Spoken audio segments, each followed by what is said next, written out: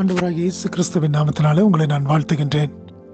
இந்த காலை வேளையிலும் கூட நானும் நீங்களும் அவருடைய சமூகத்தில் மறுபடியான சுகத்தையும் பலத்தையும் பெற்றுக் கொண்டவர்களாய் அவருடைய சமூகத்தில் வந்து அவருக்கு நன்றி செலுத்தும்படியாக மறுபடியுமாய் எங்களையும் ஒரு புதிய நாளுக்குள்ளாய் பிரவேசிக்கும்படியான கிருபையை நீர் பாராட்டியிருக்கிறீர் என்று சொல்லி அவருக்கு நன்றி செலுத்த நானும் நீங்களும் கடந்து வந்திருக்கின்றோம்.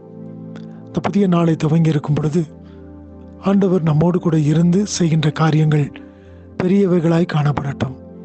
ஆண்டவர் நம்மோடு கூட இருந்து செய்து வருகின்ற காரியங்களை நாம் பார்க்கும் பொழுது கர்த்தர் உங்களுடைய வாழ்க்கையிலும் நம்முடைய வாழ்க்கையிலும் அவர் எவ்வளவு நல்லவராக இருக்கிறார் என்பதை நானும் நீங்களும் அறிந்து கொள்ள முடிகின்றது.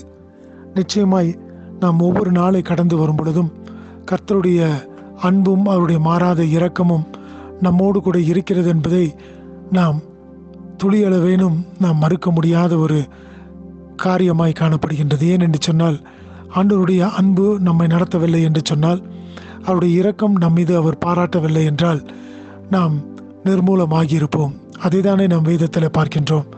நாம் நிர்மூலமாகாதிருப்பது அவருடைய கிருபை என்று சொல்லி. ஆகினால இந்த நாளிலும் கூட நானும் நீங்களும் ஒரு புதிய நாளுக்குள்ளாய் பிரவேசித்திருக்கும் பொழுது கர்த்தர் நம்மை இம்மட்டுமாக நடத்தி வந்ததற்கும் இந்த நாள் முழுவதுமாக நம்மை நடத்தப் போவதற்காகவும் அவருக்கு நாம் நன்றி செலுத்துவோம். 3 யோவான் 2வது வசனத்தை நான் வாசிக்கின்றேன். 3 John verse 2. பிரியமானவனே, உன் ஆத்துமா வாழ்கிறது போல நீ எல்லாவற்றிலும் வாழ்ந்து சுகமாய் இருக்கும்படி வேண்டுகிறேன்.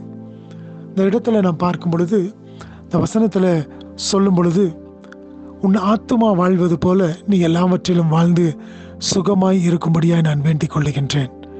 நிச்சயமாய் நம்முடைய ஆத்துமா அழிவில்லாததாய் வாழக்கூடியதாய் காணப்படுகிறது. ஆண்டவராகிய இயேசு கிறிஸ்துவை தம் தெய்வமாக கொண்ட ஒவ்வொரு ஆத்துமாவும் அழிவில்லாத நித்திய ஆத்துமாவாக இருக்கிறது என்று சொல்லி வேதம் நமக்கு சொல்லுகிறது. ஆகினால் தானே வேதத்தில் பார்க்கும் பொழுது அவர் நமக்கு நித்திய ஜீவனை அளிக்க வந்தார் இந்த பூலோகத்தில் என்று சொல்லி நாம் பார்க்கின்றோம். அப்படி என்றால் நம்முடைய ஆத்துமா அழிவில்லாததாய் வாழ்வது போல நானும் நீங்களும் எல்லாவற்றிலும் வாழ்ந்து சுகமாய் இருக்கும்படியாக தேவன் விரும்புகின்றவராக இருக்கின்றார். இந்த நாளிலும் கூட நாம் கடந்து போகின்ற பாதைகள் எல்லாவற்றிலும், நாம் கையிட்டு செய்யக்கூடிய எல்லா காரியத்திலும் தேவன் நானும் நீங்களும் சுகமாய் இருக்கும்படியாய் அவர் விரும்பக்கூடிய தேவனாக இருக்கின்றார். நாம் செய்யக்கூடிய காரியங்கள் எல்லாவற்றிலும் அவர் நம்மை நேர்த்தியாய் நடத்தக்கூடிய தேவனாக இருக்கின்றார். ஆகினாலே இந்த நாளின் காலை வேளையிலும் கூட அவருடைய சமூகத்தில் வந்திருக்கும் பொழுது அவருடைய கிருபை அவருடைய இரக்கம் மாறாததாய் இருப்பது போல அவர் நம்மை வழிநடத்துகின்ற வழிகளை நாம் பார்க்கும் பொழுது நிச்சயமாய் தேவன் நம் மீது பிரியமுள்ளவராய் இருக்கிறார் என்பதை நாம் அறிந்து கொள்ள முடியும். ஆகினால் எனக்கு பிரியமான சகோதரனே, சகோதரியே, இந்த நாளை துவங்கி இருக்கும் பொழுது தேவன் உங்களை தம்முடைய சித்தப்படி தம்முடைய பிரியத்திற்கேற்ற விதமாய் உங்களை நடத்தட்டும். நீங்கள் எடுத்துக்கொள்கின்ற எல்லா பிரயாசத்திலும் அவருடைய கிருபையின் கரம் உங்களோடு கூட இருந்து உங்களை வழிநடத்துவதாக இந்த நாளிலும் கூட தேவன் உங்களை ஆசீர்வதித்து வழி நடத்தட்டும். ஆமென்.